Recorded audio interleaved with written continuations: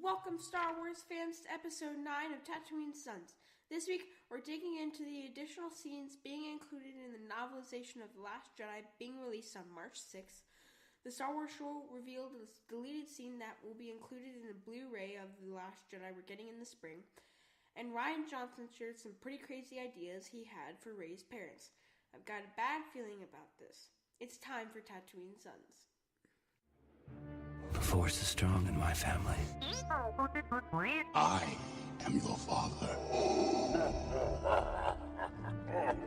I am a Jedi, like my father before me.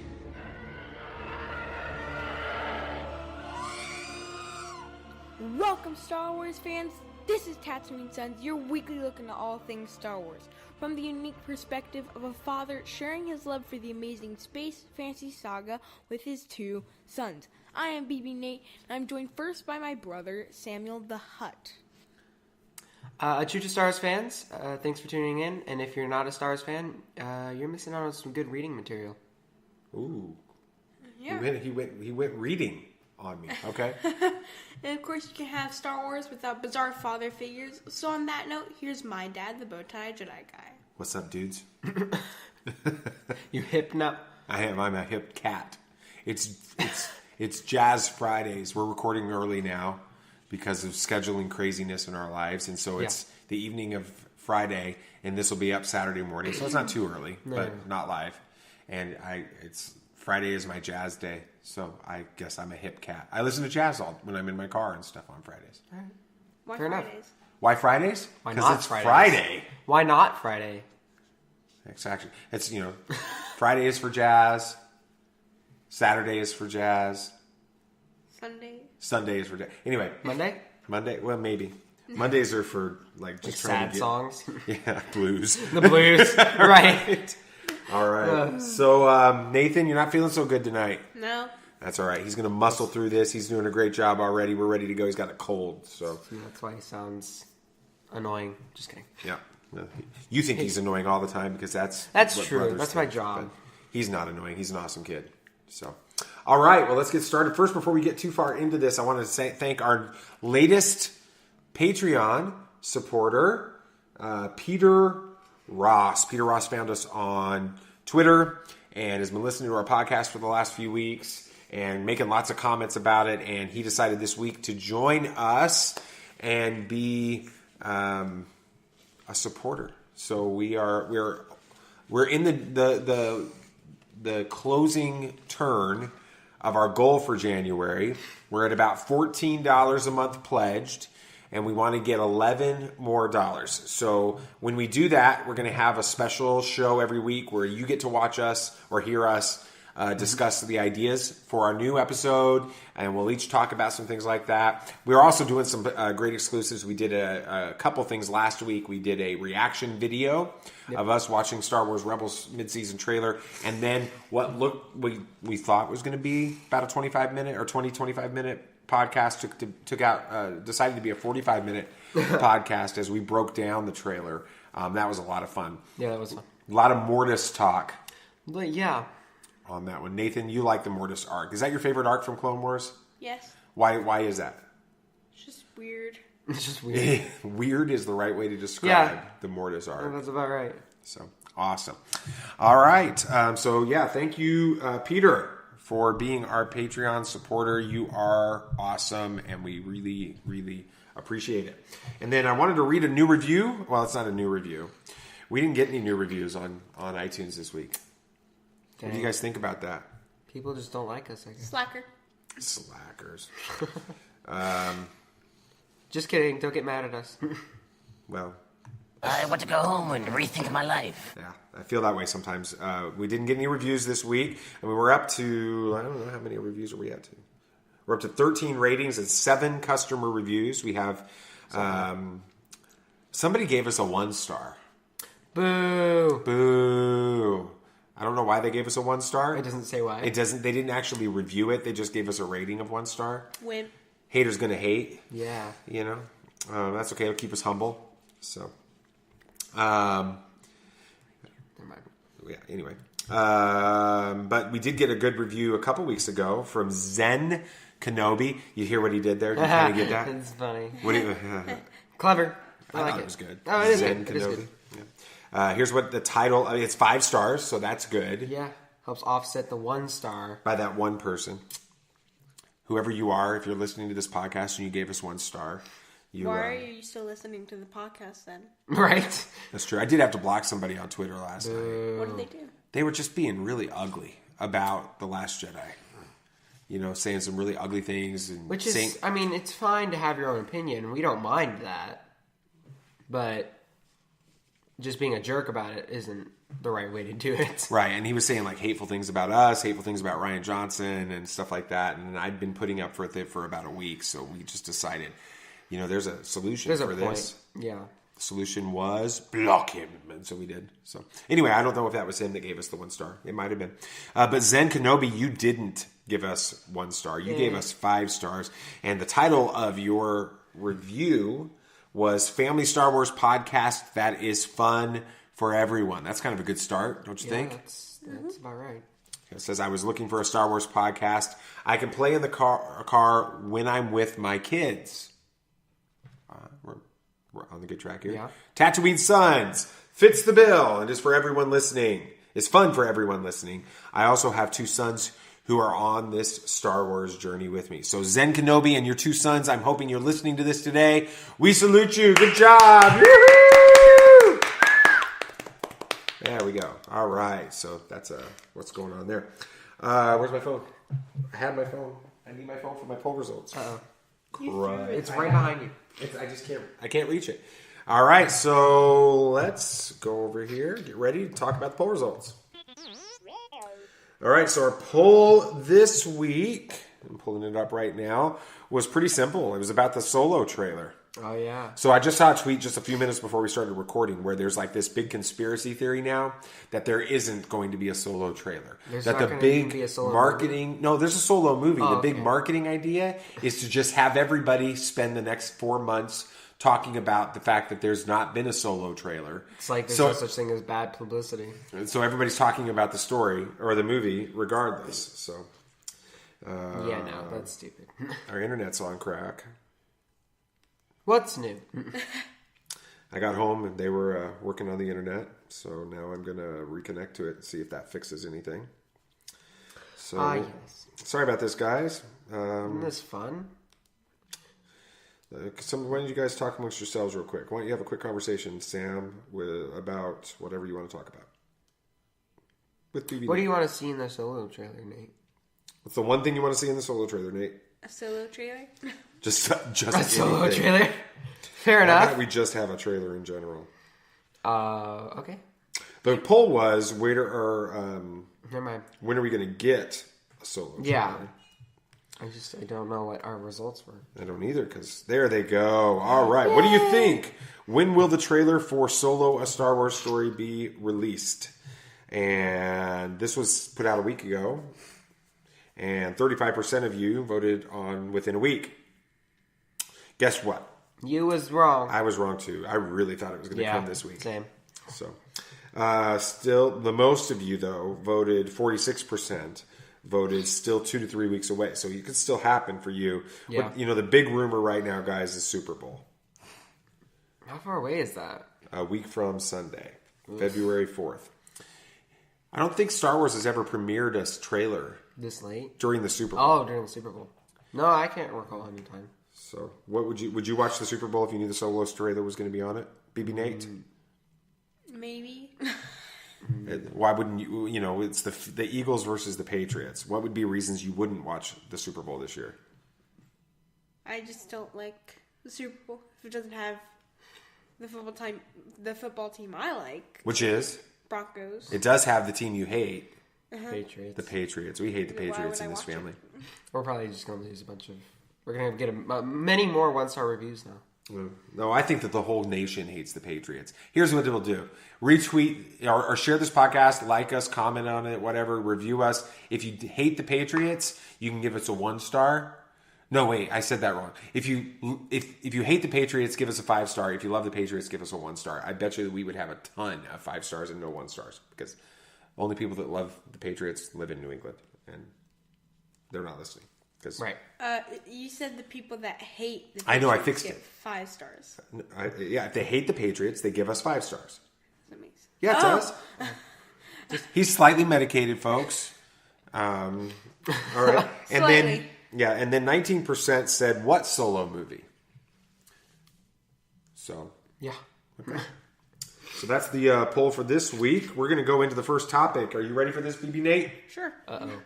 All right, here we go. First topic is going to be Rian Johnson teases new material in the Last Jedi novelization. In the Last Jedi novelization, Rian Johnson said that there will probably be a Han Solo funeral, Rose and Paige together, and more Canto Bite.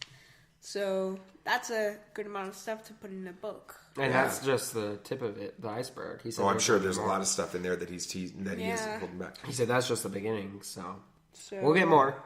Dad, since your favorite character is Han Solo, what do you think about his funeral? I was a little.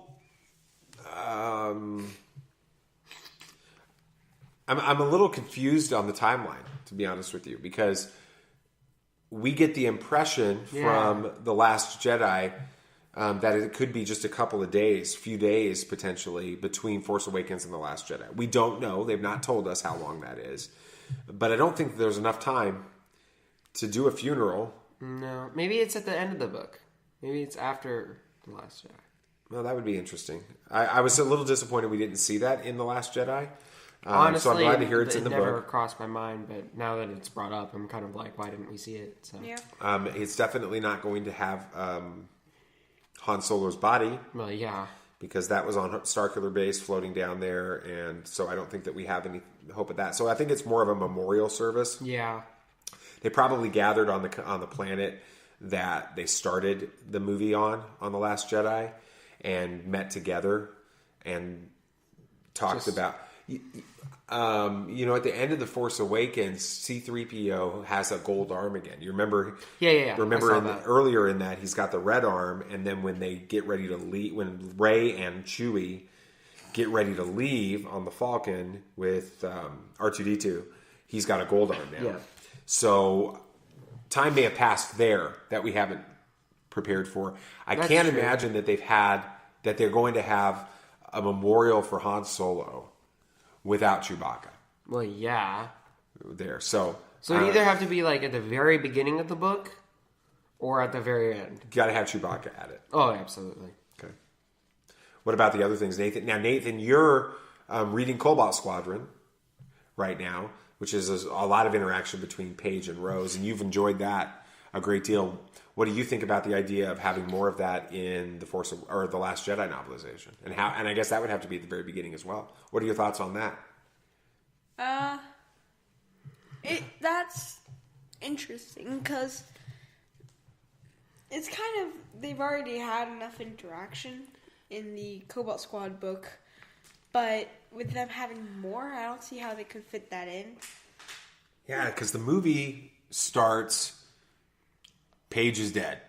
Pretty much. I mean, she dies in the opening scene of the movie. So they must, I have a feeling that the Han Solo sequence, the Paige Rose sequence, all of that is early in the book before we get to Poe and his holding for general hugs moment. So what's the other thing? Oh, Canto Bite. What do you think about that, Samuel the Hutt? What do you think about Canto Bite being in this? That's nice. I like it. I mean, I kind of wanted to see more in the movie, but because there's just so much to see. It'll be nice to experience more of it. I mean, they obviously couldn't show much more in the movie, and that's why there's deleted scenes. So it'll be nice to experience more of it. Well, this isn't a deleted scene. This is in the novelization. No, I know. So. I'm just saying that, like, they did delete stuff from Canto Bite, and it'll be nice to see or read a bit more about it. And so, yeah, I'm looking forward to that. I mean, you could just read the Canto Bite book, but it'll be nice to see more of it in regards to Last Jedi. Canto Bite's been a controversial sequence of scenes from The Last Jedi. There's a lot of people that think it's completely pointless. We talked about that on our very first review podcast about The Last Jedi, and how we thought that Canto Bite is actually a critical sequence of scenes with it. But guys, like on Collider Jedi Council, I was listening to it when I was driving back from LA today. I was listening to their last episode. John Roca, who's a big guy with Collider, he's talking about it. He's seen the movie 4 times. Slacker, by the way, John. Boo. 4 times. That's it? He's not a real Star Wars fan. Anyway, he said that after the first time he saw it, when Canto Bite comes on is when he gets up and he goes to the bathroom and he, walks, stretches his legs and waits 2 or 3 minutes and then comes back in. He totally skips it. So I'm curious to see if there's more information in the Canto Bite scene that actually develops that. Do you think we're going to see more Broom Boy BB Nate? No. You don't? Really? Not really. It's dependent on where they go with him. If they go on our theory, then yeah, we'll see more of Broom Boy. But otherwise, there's no need to see more of him. Okay. Interesting. Okay. Any more thoughts on the novelization? Okay. Now, here's another thing about the novelization that I thought was interesting. We've talked a little bit about this. I know we talked about it on our Patreon-only podcast last week when we were talking about Rebels. And I had mentioned at some point that the novelizations of the prequels were like a big deal for me when the prequels came out and how they were so great in that. And we know that what is on film always trumps anything outside of film when it comes to canon. And so if there's, like, for example, The Force Awakens, when Alan Dean Foster wrote that, who was, interestingly enough, wrote the original trilogy novelizations with it. And here's a funny story about that. I don't know if you guys have ever heard this, but I was thinking about this and I heard this today too. Alan Dean Foster sort of volunteered, raised his hands at a panel at a Comic-Con or something like that, or when they were talking about The Force Awakens. He just like raised his hands and offered to write the novelization, like volunteered to the middle of the panel to do it. But anyway, he wrote the original stuff. He didn't have the finished script. He had an early script of The Force Awakens. And so there's things in The Force Awakens novelization that contradict. An example is that Rey and Poe meet in the novelization of The Force Awakens. And we know in The Last Jedi they've never met until the very end because it's on the Falcon when she says, hi, I'm Poe, hi, I'm Rey, and he goes, I know. Right. But that's the first time that they've met. So, it's always been an issue where the novelizations may not fully match up with the movie because they're writing from an early version of a script. But this book is not coming out immediately. I bought Force Awakens novelization the night after we saw The Force Awakens in the theater the first time. You did? I did. I bought it on my Kindle with that. And we can't get this one till March, I think it's 6th or 5th. March 5th or 6th. Anyway, it's a couple weeks away. 6th. I think it's the 6th. Yeah, so we don't get this till that. And Rian Johnson has been completely a part of the process of writing this novelization. So what do you think, BB Nate, about the fact that our writer and director for The Last Jedi is a part of the novelization? Do you think that's going to mean that this is going to have a lot more canon to it? Do you think it's going to have a lot more true stories of like what he had originally wanted to see in the story? What do you think about that? I think it'll be more canon, really, because if the director is working on it, then it should be canon. Has the director worked on any of the other? I don't think so. I've never heard of anything like this. No, I haven't heard of. Yeah, this is because they made a big deal out of it in the Star Wars show. Yeah, they did on this last week episode of Star Wars show. They talked about that. And there's a featurette where he's talking about the fact that he's engaged with this. So it sounds to me like there's a lot of canon there. What do you think about the fact, Samuel Dahut, about Rian Johnson being able to expand the story in the novelization? Do you think he's going to put a lot of maybe some of the questions that were left a little ambiguous or unanswered or unclear from The Last Jedi, or is he going to be able to, after hearing fan reaction, integrate those answers into this story and maybe calm some of the fanboys down? What do you think about that? Maybe. I mean, the two burning questions everyone still has is more so who Snoke is, because they never answer that, and then still sort of Reys Parents, because that's still kind of up in the air. But we're going to talk about that, because Rian Johnson said some stuff about that. Right, so he may either just build on what Kylo said, or he may just make it even more vague to confuse us. You know, I remember after the Snoke thing blew up after The Last Jedi and everybody was like, he didn't give backstory. He talked about, you know, in the movie itself, it's difficult to stop the narrative of the movie in the throne room and have him give a 30-second explanation of his backstory. Right. But it works in the novel. Nathan, do you think we're going to get Snoke backstory at all? No. Okay. I don't know. No. It wouldn't make sense. Why is that? Because I think it would let fans down more. I don't think he wants that to be happening because he already has seen how they react to the movie. Right. Why would he let them down? Why do you think it'll let him down? Because everybody that's watching it, all the people have watched the movie, and they were expecting it in the movie. They already spent $15 on a ticket. They don't want to go to the store and spend $15 more. Well, that's a really good point, BB Nate. You know, is a good fans point. that see the movie that are upset about Snoke and not getting backstory don't get the answers in the movie, and now they have to buy a book in order to get the answers. Yeah. That's a really good point, BB Nate. Yeah, that is a good point. Okay.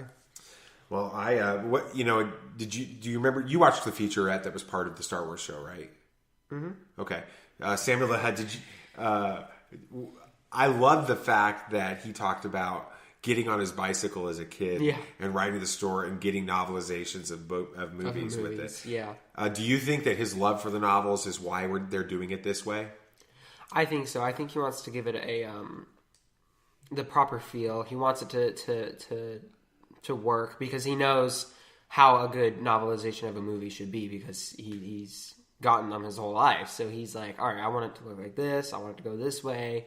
That way, it'd be a book that he'd want to go and get and read.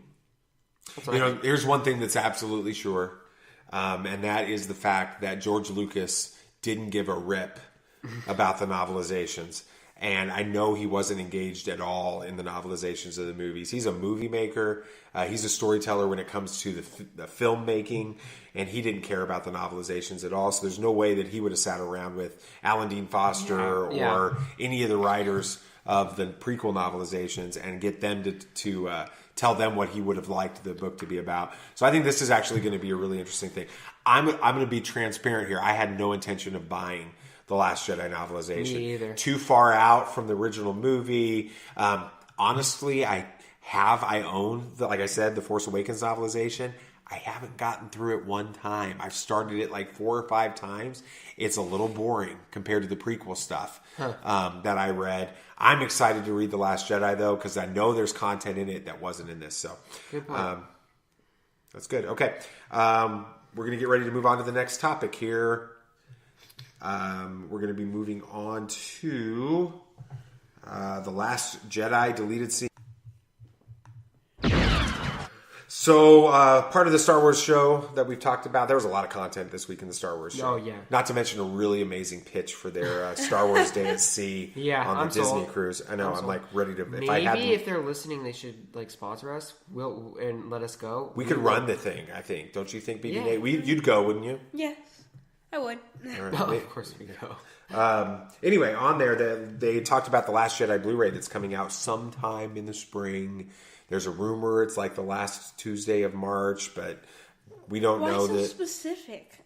March 27th. Well, it always comes out on Tuesdays. DVDs and Blu-rays come out on Tuesdays. Why? I don't know. I don't make the rules. But anyway, which would be great, except for the fact that you guys are going to be on spring break and not here.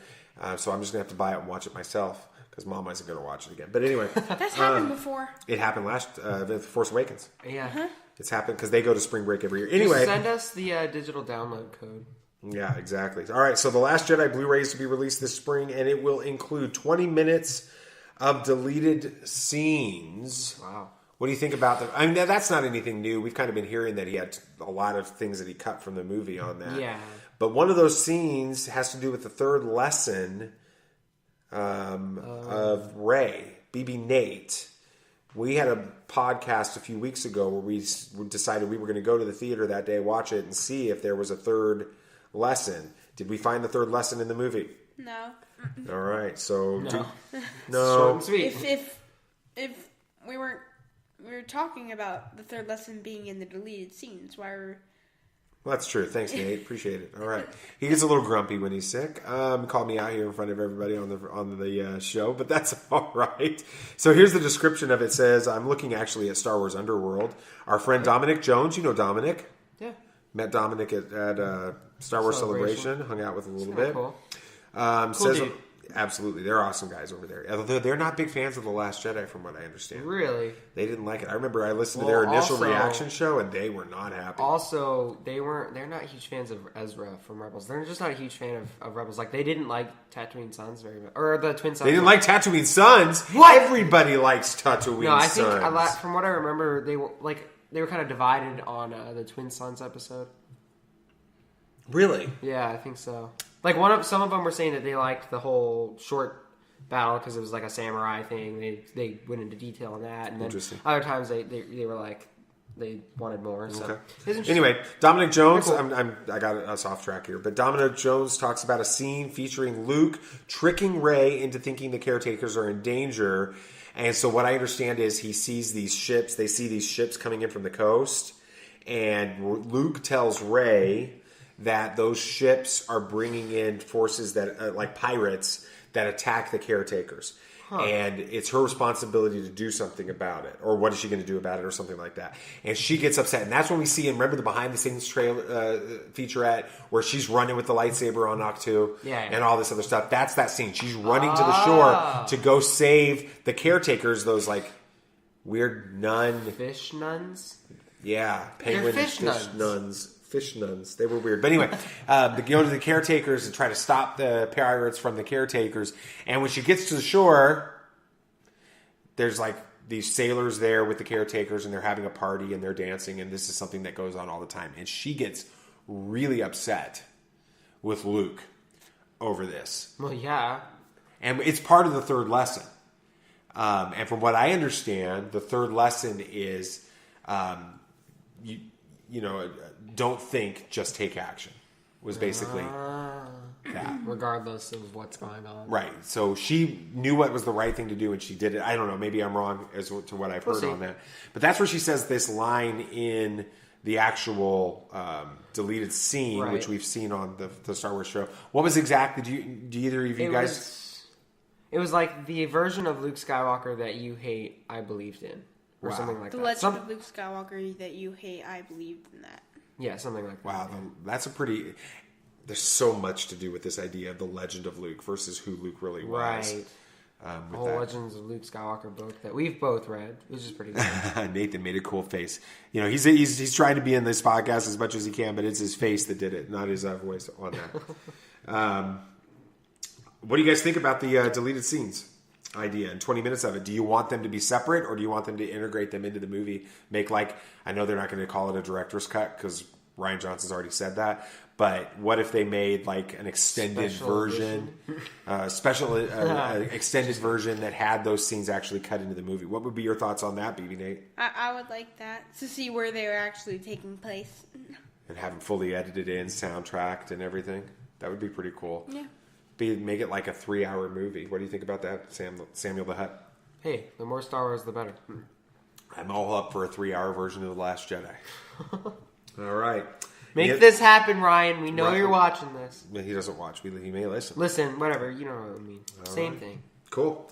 All right, so let's move to the last topic of the day, which is Rian Johnson's rejected ideas for Reys Parentage. Yeah, so Rian Johnson was saying, and I'm paraphrasing here, that he had an entire document on his computer just chock full of Rey's idea of parentage or whatever. Because they were saying that with all that pressure to make a good movie, he needed to figure out who Rey's parents were. So he wrote down every single idea he could come up with. The good, the bad, the ugly. And a couple of them, one of them, he said that she was perhaps a clone. Wasn't that one of them? That's an idea that I could... Yeah, you came up with the one for, like, Luke. Like, you were, like a young female version clone of Luke Skywalker. I think it's you a great were, idea. Really there was, like, banking on it. Like, 30 seconds, I was really into it. Yeah. Yeah. And then another crazy one was that she was a robot. She was just a giant droid. Because he's like, I mean, think about it. I mean, you got Luke's robotic hand with the synth skin or whatever, the synth flesh. Why can't they just make a whole robot? I immediately read that and thought, how is that going to work? How does she use the Force? But whatever. You get the idea. I didn't even think about the Force on that. But I still think that she's Luke Skywalker's clone. Okay. I'm back on that one again. What do you think about my idea? No. I think Rian Johnson agrees with me on this, and we're going to find that out in the Last Jedi novelization. BB Nate, what do you think about some of the robot or clone ideas when it comes to Rey's parentage? I think you should just leave it how everybody thinks of it in Last Jedi. Which is what? That they were nobody. Kind of. maybe they technically were nobody because there was no one. She was a clone. Did I come up with this after The Last Jedi or before The Last Jedi? Before. Way before. Like, we were doing But it that. works with your parents or nobody. Yeah, but they said they were filthy drunk traders. No. Maybe they were no. adopted No, parents. here's the reality. Rey says they were nobody. Kylo says they were filthy junk traders that sold you for drinking, junkers sold you for drinking money and died in a Pauper's grave or whatever. Yeah, whatever that was. Good. And everybody's saying Kylo's lying to her. Maybe he is. Maybe he's just grabbing a hold of the idea that they were nobody from his perspective, but Rey, I don't know, because I'm telling you, when she's touching that shattered glass moment in the Force cave, it was just her, and there were hundreds of them. What screams clone more than that? Don't you think it's going to get a little bit too complicated once you go down this route?